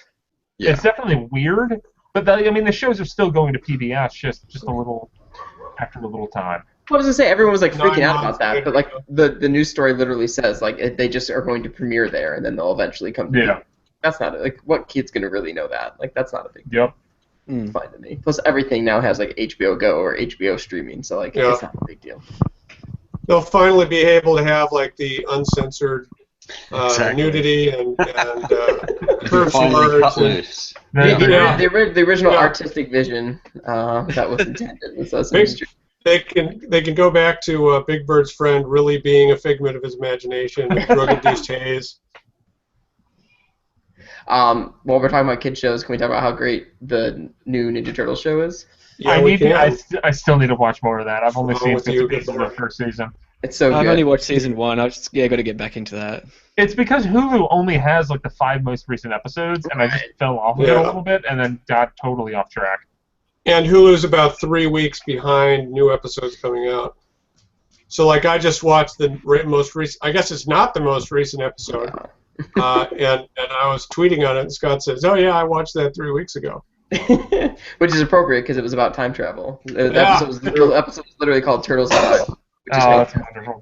That's a wonderful thing. Yeah. Hey, and Doctor Who's coming back soon, so that's great. Yeah, time travel again. Yeah. All right, bye guys. Yeah, the new Turtle show, I will champion it. Like anyone who liked Turtles growing up, and like in any form, like whether it was a cartoon show or the movies or comics. Everything. Yeah, it literally does. Like it's fantastic. The voice of Mondo Gecko is the original Michelangelo from the first movie. Yeah. Yeah, they're pulling for everything. I'm going to regret asking this, but it's only because I have a sister-in-law and a friend who are really into it. What do you guys think of the newest guy playing Doctor Who? He's good. Whoa. Capaldi's pretty good. Yeah. Yeah. He definitely has to like grow on you, and like this is a departure from the last couple Doctors who were like boyishly good-looking and charming. He's definitely sort of like, I'd almost say he's almost kind of like an anti-hero. Like he's kind of like dark, and he's very much like kind of like doesn't really give a crap about helping people. So basically what Scott's saying is like old people like they're just mean and they can't be pretty. Exactly. But I mean, really, like he purposely like lets people die because he just knows there's no other option. Whereas like that's very not what the last two Doctors were about. They were very much like Jesus figures who were like all about saving everybody. So it's a departure, and I think there's people who have gotten into the show specifically because they just love these last two Doctors, and so if that's the case, like it's a very stark change. It definitely got better. Although this coming season, I think he's gonna be far more likable. Season 8, the previous season, they purposely made him sort of unlikable and grumpy, and just to sort of like, a change of pace, soften him up over time. And I think this season, now that Clara and him have sort of gotten over their issues, because the whole thing last season was sort of the tension between Clara's life in the TARDIS and Clara's life as a teacher and with a boyfriend and everything, and sort of trying to juggle like all that sort of at once. And both the Doctor and her boyfriend was sort of like at odds. Both wanting her to be with them, sort of thing. Like not like in a sort of like with the Doctor, it's not like a sexual way or anything, but like sort of just like as a friend and a companion. And so that's where the tension sort of came from last season. But I think this season's going to go back towards the sort of the more like lighthearted sort of adventures, and the Doctor and Clara are going to be sort of really strong, like have a really strong relationship this season, and like it'll probably end with Clara leaving at the end. I kind of hope she does, but sure, her story's played through now. Yeah. So I'm surprised. Episode 1 was really odd of the new, well, I guess the last season, new season, whatever you want to call it. The first one of the new Doctor. I actually only started watching it a little while ago, so I think I'm only 3 episodes in. But the first episode was odd. It was very confusing. It was a very strange first episode, because it had the T-Rex saying, "Well, that's a nice synchronicity there." Just then, see that? He's in it for like 2 seconds and like dies. Yeah, it's like, and he's just really dry the whole time. Yeah, and it was a very confusing episode because I really loved the first episode of, I guess, the Last Doctor. When, in the house and stuff, and she's a kid. Was it the last one? Yeah. It was so cinematic and so beautiful in a way. It was just so well done. It was like, wow, this is, holy shit. I mean, this was such an upgrade for the Doctor Who, shows. Like, whoa, high budget and camera pans, and they got cranes. You can tell like a lot of stuff going on. It's like, oh, that's awesome. And this feels like it's gone back in budget in a way where it's a little bit more campy and a bit more kind of like, ew, it's not quite as cinematic. It's kind of weird. The Dalek episode was the second episode, right? Have you watched the Dalek one yet? That was the second one, wasn't it? Or the second episode, That was pretty stylish. There's some pretty stylish episodes in Series 8, but the Matt Smith stuff, they purposely made it that more cinematic, and basically the Doctor as a fairy tale stylistically. It's really interesting, Yeah. It's a totally different take, and I really loved that. Actually, it was really nice. And I liked Tennant as well. He was a good Doctor. That was really. I still like Eccleston a lot. That's probably Eccleston was good. The new Doctors. Which one? Sorry. Eccleston, the guy before Tennant. The latest new one, basically the first reboot. Yep. Yeah, that was cool. Leather I liked him jacket. too. Yeah. Yeah, he was really cool. Because that was kind of more traditional. It was kind of campy, kind of low budget. Yeah, this is fun. This is cool. Yeah. But it was imaginative and fun. Yeah. And there was like that darkness to the Eccleston Doctor as well that I really liked. And I'm not a huge Doctor Who guy, but I did kind of go my way and then watch a mess of the Eccleston and Tennant and Matt Smith episodes, and I kind of came away from that just preferring the Eccleston, like kind of campiness of the Eccleston stuff a lot more than the polish of the later day stuff. Well, the Eccleston Doctor kind of reminds me of Capaldi in that, he's not like 100% likable. Like, I think there's things he does that, as like a viewer of the show, that kind of like challenge your like view and opinion of the Doctor. Whereas to me, like Tennant and Smith were totally like just meant to be crowd favorites. Like I don't know that they ever did anything controversial. True. Yeah. I don't know. I guess Tennant always comes across as likable, even when he's doing stuff that's questionable. Well, maybe he's not charismatic. I've seen him be straight up villains in things, and he's still awesome. But Eccleston was like, I think overall he was like more likable, like just straight off the bat than Capaldi is. Capaldi is much more like, it is a bit harder to like him at first, like sort of a wake up call. Like his portrayal is like much more cathartic and sort of, you got to really sort of get used to it, I guess. Well, this is a question of the writing, right? I mean, he's a good actor, but his character's being written in a way that He's meant to be. You're supposed to feel this way because even Clara like doesn't know if she likes him at first, and like she keeps having this trouble where she's like thinking, this isn't my Doctor, like this isn't the Doctor I've known, and that's like okay. So that's another question I have about Doctor Who, just the basic mythology of Doctor Who. Sure. I love that like us asking you dinosaur questions was about the same like as you asking Doctor Who questions. We're reeling you in.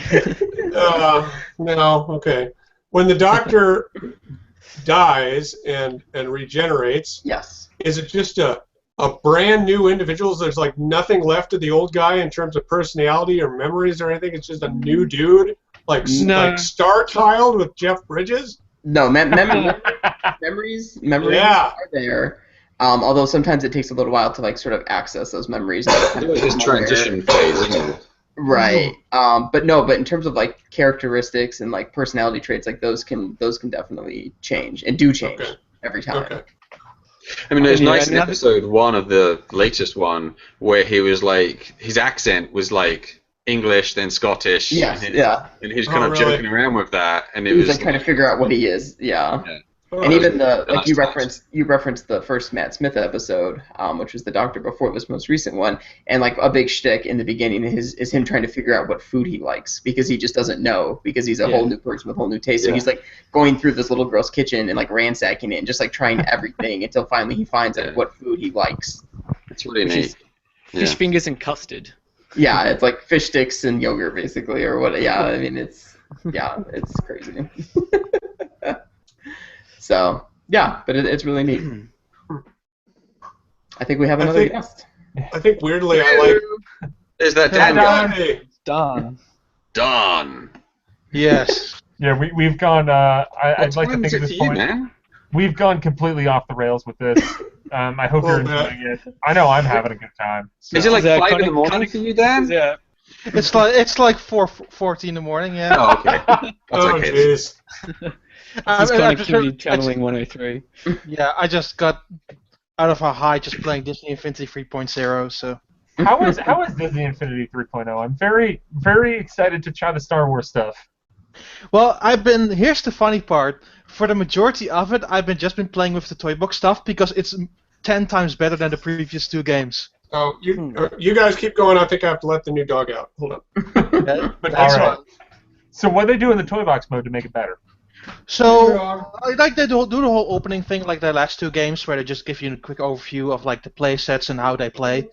Like the very magical intro that they did the first time, then they do it for the third game like all over again. It feels really good. But then they throw you into a hub where every section has this little guide person who guides you through a separate part of like the Disney Infinity experience, like combat, the collectibles, the vehicles, that sort of stuff.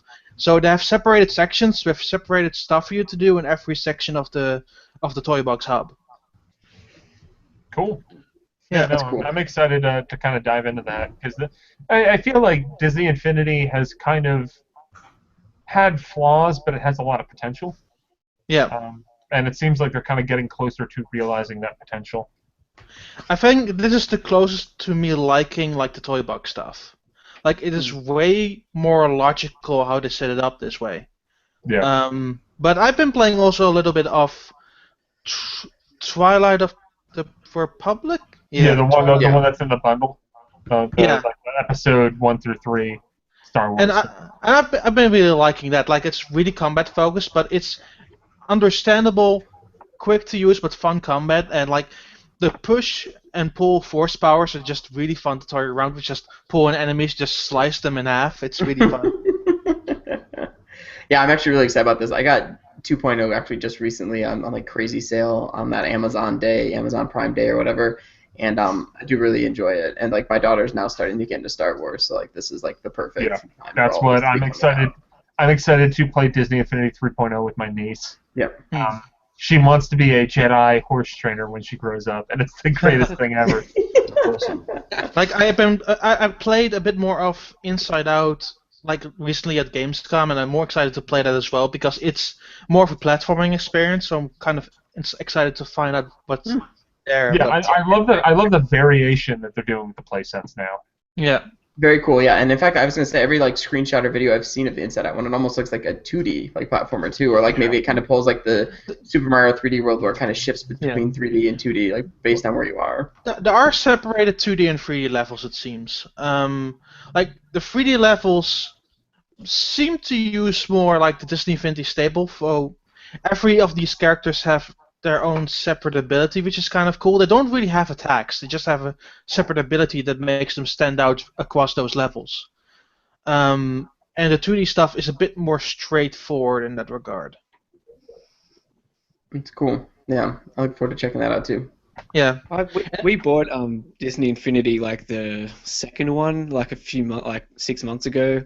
And when I put it in, I was just confused by that whole thing. Like, it was so confusing having all this like what your toy did, what do these little chip things do and stuff, and like it took me like half an hour or more just to work out how. Yeah, it definitely doesn't ease you in. It's the opposite of the Mario Maker approach. And then I found out that there was no like real like included game. I was like, there's no like levels to play. There's nothing really to do. Well, did you get the bundle like with? We got the game and we got like Stitch and The Girl from Brave.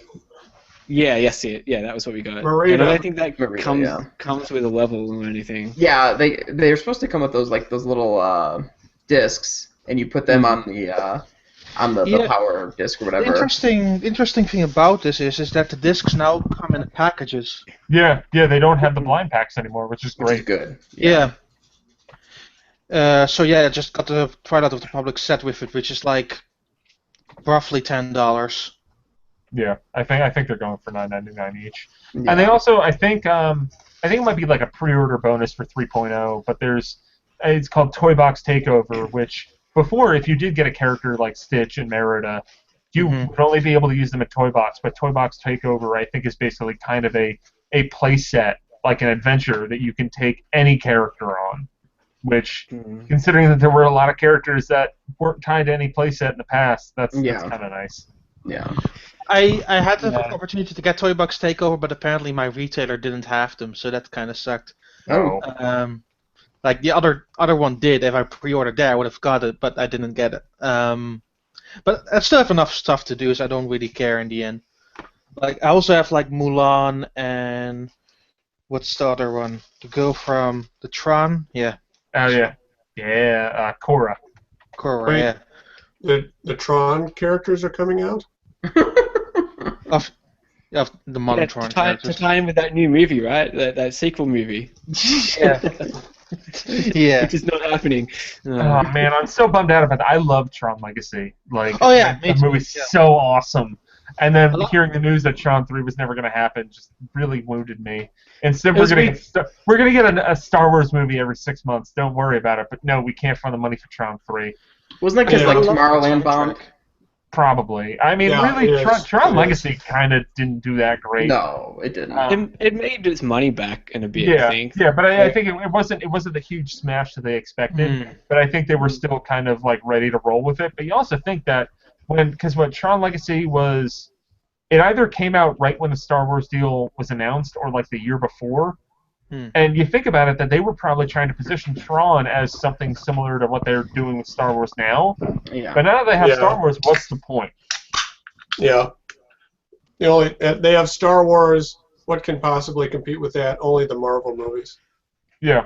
And Disney also owns that. Which they also own, yeah. So they're all just going to be sleeping on beds of money. I want a Jar Jar Binks standalone movie, which is like a buddy cop comedy with like some dude. Him and Watto. I want a Jar Jar Binks Disney Infinity figure so that we can burn it. I want Jar Jar Binks. I don't know what I want with Jar Jar Binks, honestly. Nobody is. Nobody's sure. I heard a cat. That's my cat. It's not my cat. My cats are terrified of dog. A new dog. Come here, Bo. Oh. But yeah, I played Disney Infinity for roughly 10 hours now, and I just really like it. For the loading times on Wii U are insanely long. Like, oh my god. I got a cat. No, she's gone. Or you can turn pretty long in There's a tail. Game too. Yeah, like even if you just load up between like a toy box, it always takes like 30 seconds for it to load up at the minimum. Speaking of dinosaurs and video games, the Jurassic World Lego game is not great. No? It's a Lego game. Yeah. With some dinosaurs in it and the cutscenes are all kind of dumb. You could have stopped there. You could have said it's a Lego game. Yeah, I really could have. And the load times are bad, but also it claims to autosave. That is a lie. Wait, what? Absolutely a lie. If you move between areas, you'd think it would during the load time it would save, but it doesn't. If you have to say go to bed, you lose all your progress. You have to manually save at save stations. Yeah. Wait, what? There are little save stations, but they're not every mission. So you just have to play until you find one. So Jules, now that you're back, so when are we getting a Max from Mutant Mud's amiibo? That'd be cool. Yeah, it would.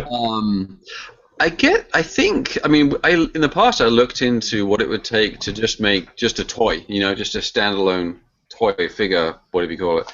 And it's pretty pricey. Like it costs thousands to just get, the plates made so you can produce that kind of thing. There's multiple stages of you create the clay version first, and you approve that, and then you create a mold from that, and then you buy the molds basically, and then you can use them to distribute. I don't know, whatever. And then you actually have to then pay to actually make them and distribute them. So I think an amiibo would be similar to that, and probably even more expensive just because of the tech that's inside it. So it's just. Honestly, it's hard enough right now making money to pay enough to make games to make more money and so on.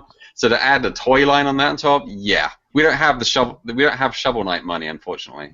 I think for better or worse, Yacht Club's the only people that got Shovel Knight money. Yes. they are actually I wish those guys the best, and they did a great job. But I'm surprised Shovel Knight caught on as well as it did. I really am. I'm so happy that it did because it's a great. Oh, I am too. I agree. It's just so. It seems on the surface like such a niche product. You know what I'm saying? I mean, going back to the making a toy thing. I'm actually next Tuesday. I'll be driving up to Albany, New York.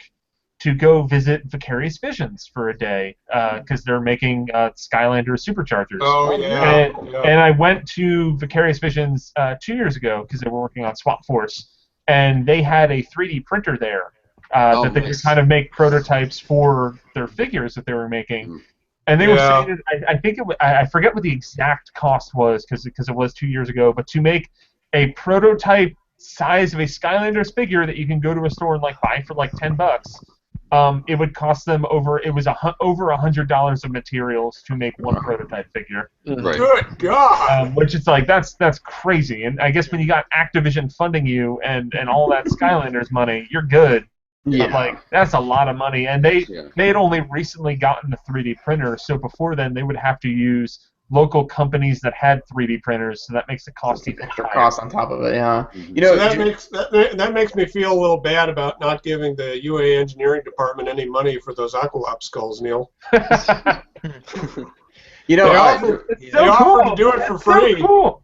Yeah, look at that. Anyone who hasn't seen that yet, that's a horned dinosaur skull. Actual size. Actual size. I'm excited for Skylanders as well. I played at Gamescom and I love what they're doing with that game. Absolutely. And love I it. like a lot. I mean, I think what kind of sold me a little bit more on that is that they have that they basically have a Mario Kart mode in that game. Yeah, and it's really good. I'm stoked to check that out next week. Yeah, all of the parts are separate, not like Sonic Racing Transformed, but all of the parts they do separate. They put additional time into to make sure that they work, which is really cool. Good. Yeah. Jules, Any of the Nintendo World crew at PAX this year? Unfortunately, we do not. I was trying to last minute get someone go to the Nindies at Night event, but that kind of fell through. That's the one that's the Pacific Northwest is a place that we are underrepresented. So if you're watching this and you live in the Pacific Northwest, shoot an email at connectivity@nintendoworldtour.com. The funny part is that Damon Baker a month ago asked me, "Hey, are you going to PAX?" It's like, dude, you know where I live, right? I'm always tempted because I feel like at this point, well, it's always too up in the air because I've kind of dealt with the backlash in a sense of Jules, you even dealt with this. What was it, 2 years ago at PAX East when you were? I remember talking to you and you're like, our booth is right near Nintendo's booth. It's going to be great, and then Nintendo didn't show up. Yeah. You kind of don't know what to expect going to and on the East Coast, I'm covering PAX East and New York Comic Con, and the past couple of years it's been a crapshoot as to whether or not it's going to be kind of, I guess, worth my time as a person who writes for a Nintendo website to even go. I think they've always been at PAX Prime. Yeah, though. but that's the one thing. That's where they are. I always wrestle with is it worth the trip to Seattle to go to PAX Prime? And I kind of I'm always on the fence, and then I hear about what they're doing. I'm like, I should have went. Damn it. Yeah. You should though. PAX Prime is always pretty great. I wouldn't mind going again. I went in 2000. Yeah. Zach, I didn't know what it was. We can. I didn't know what it was supposed to be. I agree. After our trip to Green Bay, and if you're not going to PAX East next year, then we need to see each other in 2016. So we'll just have to meet halfway at PAX Prime. I like that. Hey, if we can get passes, I'll go with you. All right, yeah. Well, we will, I guess, talk about that in 9 months or whenever PAX Prime stuff. Do a panel, right? We can try. We used to get the panels. They don't happen as much anymore. Oh, okay. I don't know why. Yeah. Well, it's not like that panel you guys had any people in it. That's the thing. That's probably why they didn't approve it. That's kind of the tragedy of the only 10 people in the audience. Well, no, that's kind of the tragedy of the PAX East panels is that so for the first 4 years of PAX East, for people who aren't familiar with Nintendo World Report, we have our main flagship podcast. It's not Connectivity, Radio Free Nintendo. They had panels at the first 4 PAX Easts. And probably, I think maybe at the most, they might have had 100 people in the crowd at one of them. The first one, they were up against the keynote. There was 30 people. It was still really fun. It was a great time. And then the 3rd and 4th years, the PAX East, Connectivity had a panel in which we hosted Jeopardy, and then we did Who Wants to Be a Nintendoware, which you might have heard on the podcast. If you're on YouTube, then you probably haven't heard the podcast. Maybe, I don't know.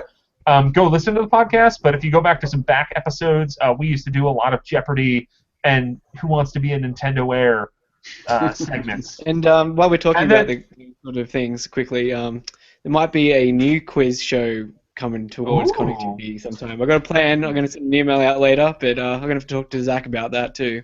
Awesome. Right. I haven't forgotten. I've just been busy. But the tragedy is that, okay, so Jeopardy, when we did that in, what was that? That was 2013. We had like 40 people show up, but then for Who Wants to Be a NintendoWare the next year, we had like 400, 500 people show up to that panel, and then we've never had one since. Wow. I've sent it in every year, and it's never gotten approved. I know. After we did that one, we were like, man, we're set. Like, we're going to be doing these every year. Like, it's going to keep growing. It's never happened. We did do the Renegade one in 2000, or I guess, I don't know what year it was. Right, where we just did it like in a hallway. Yeah, in 2014, we just did it in a hallway, and that was still a fun time. and I still like going to PAX East. PAX East is fun. It is. Yeah, I like it. I just will always be bitter because after that really popular Nintendo era, I said I'm going next year. I bought my ticket. I bought my $800 ticket to come here from Alaska, and you didn't get the panel. I tried, man. I tried. I know it's not your fault. Out of my control. We're not going to let Zach in. We're not going to let Zach in. It's probably your fault. All right, guys. Well, it is kind of late here, and I'm going to bed to do now. I am going to go down to Sydney now and watch the Attack on Titan live-action movie. What time is it by you, Nick? It's 1 p.m. on Saturday. Okay, all right. I'm not sure what I'm going to do. It's like 5 a.m. in the morning now. Just go to bed. You go to bed. Coffee, dog. Going to bed? What's that for? I mean, if we wait an hour, civilized thing to do. Join the Splatfest. Well, I have the Splatfest tomorrow, so. Okay. Which is the most stupid thing ever. Thanks, Europe. I assume you guys have different choices up in Europe than we do down here. Yeah, we have to choose between singing and dancing. Thank you very much. That's less good than Autobots Decepticons. Less good is mildly. Yeah, that's like an understatement of the year. Dancing's going to win, probably. Dancing's going to win. No, sing for life, man. Sing for life. Well, all right. All right, yeah. I guess is that going to do it for this Connectivity Live? I suppose it's sort of just we haven't got any calls, so unless someone wants to call in the next 2 seconds, it's probably over. Before we close up, I want to say this on the air. Screw Devil's Third. Fuck that game. Yep. Yeah,